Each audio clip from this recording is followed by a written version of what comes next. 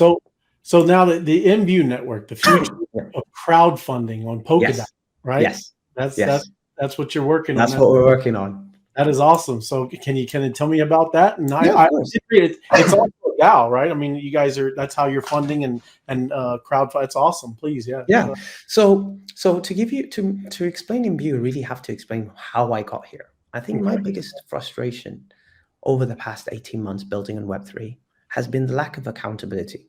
So many projects in this space promise what they're going to do in a white paper. Now, a white paper is it's an idea. It's a well thought out idea going and explaining how something's supposed to work. But again, just an idea. And they go off and say, look, we're going to have an IDO. And before that, we used to do an ICO. They'd go to a launchpad and say, buy our token. And that's why people who are outside of crypto, they say, this is just speculation. You're not buying utility. You're not buying value. You're buying the promise of value. And more often than not, you're seeing a lot. This space has an endemic scam problem because now people realize, actually, all I need is a white paper, and now I can raise lots of funds and disappear and just fail. It's okay. I've already got people's funds. So that to me was an underlying problem. That to me was a blocker towards mass adoption. But I also acknowledge that Web3 there's a lot of funds in Web3. There are a lot of funds that can help people who have no access to them.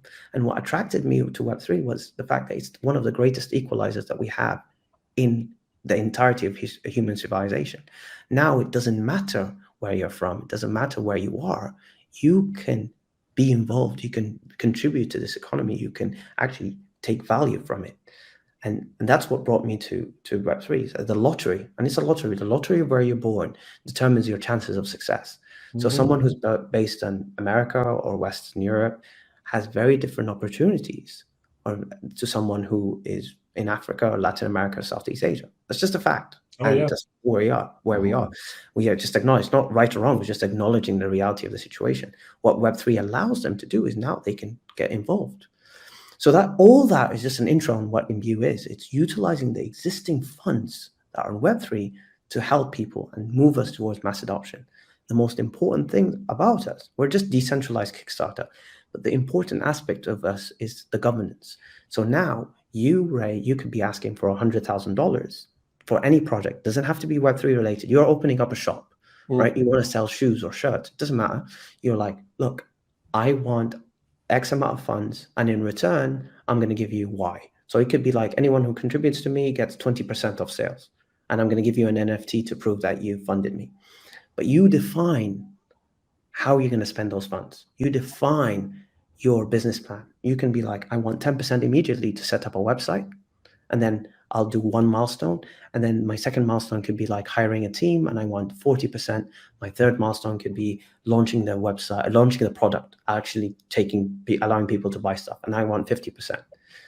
So in that environment, you get 10%, and 90% of those funds are locked. No one has access to them.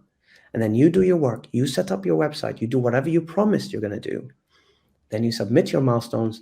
And that's when your funders, your contributors vote on your progress. So Tim can be like, actually, yeah, I believe you actually did it, so I'm going to vote yes on that milestone. Or I don't think you did it, and I'm going to vote no. And here's why. So you get that feedback. You get that circular feedback loop. That way, you're incentivized to always be delivering what on your promises. And it's not just a white paper. And two, I'm now giving an alternative to hodling and trading, because those are the main two options. Now I'm investing to allow people to investing safely, knowing that my funds are safe until I'm happy with the progress. Not the team is happy, I'm happy, because that's what they promised me. I vote yes, and slowly it's milestone-based vesting, not time-based vesting.